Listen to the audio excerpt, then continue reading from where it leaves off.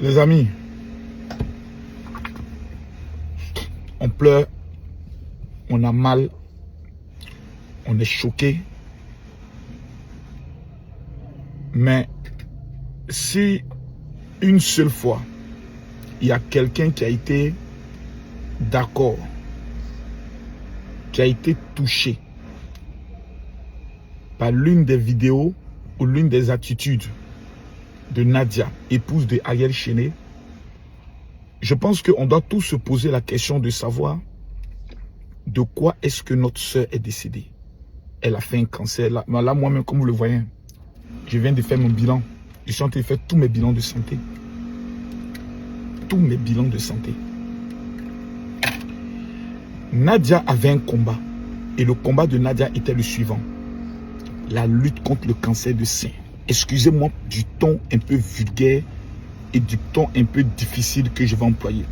Pour ceux qui sont par exemple en Côte d'Ivoire, écoutez bien. Au CHU de Trècheville où je suis, on fait la mammographie et la microbiopsie mammaire.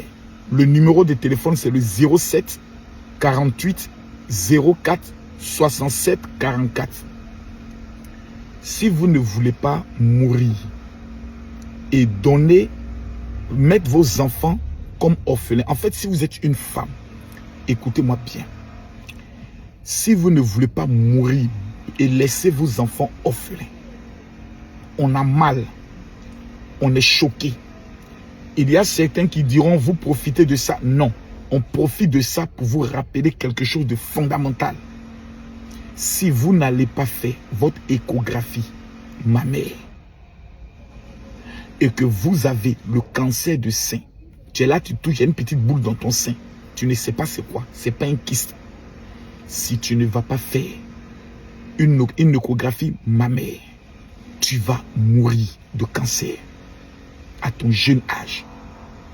La femme qui est morte du cancer la plus jeune avait 7 ans. Tout le combat de Nadia, tout ce qu'elle faisait était pour rappeler aux femmes, vous qui êtes en train de m'écouter, si tu es une femme, que d'ici la fin de l'année, tu ne vas pas faire ta radio, ton échographie mammaire, c'est que toi, le départ de Nadia, tu as été hypocrite en mettant rip, en mettant j'ai mal. C'est-à-dire toi-même, tu ne t'aimes pas. Nadia est décédée suite à un cancer de sein qui a été détecté tardivement et je crois qu'il a fait une rechute. Parce que le cancer peut se déplacer après dans d'autres organes pour créer des cellules cancéreuses. La majorité de nos filles, même moi-même mes filles, Kimi et Meti, Paris, n'ont jamais fait une échographie mammaire. Lundi, je les ai ordonnés d'aller le faire et tous les ans, en décembre, avant d'entrer dans la nouvelle année, ça deviendra pour elles un rythme.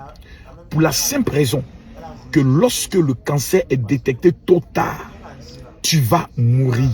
Si tu ne veux pas mourir, tu te lèves aujourd'hui, tu vas dans un hôpital, tu dis je veux faire l'échographie mammaire pour savoir si je n'ai pas un début de cancer. C'est pas quand tu as commencé à sentir boule ou bien tu as commencé à sentir des douleurs que tu vas partir. Une fois que tu commences à ressentir les choses, c'est que c'est déjà trop tard.